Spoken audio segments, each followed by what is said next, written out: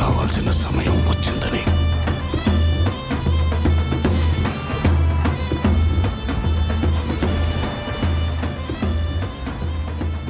వస్తున్నా.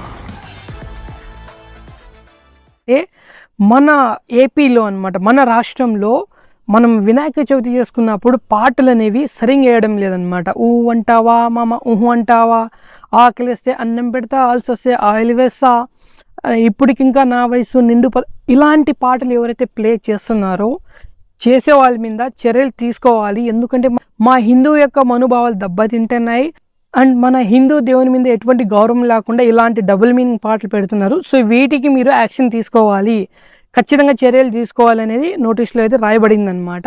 సో ఒకవేళ హైకోర్టు వీటిని యాక్సెప్ట్ చేస్తే, వీళ్ళు ఇచ్చిన లెటర్ని ఓకే చేస్తే, సో రూల్స్ ఏముంటాయి, పనిష్మెంట్ ఏముంటుందంటే రూల్స్ వచ్చి మీరు ఖచ్చితంగా భక్తి పాటలు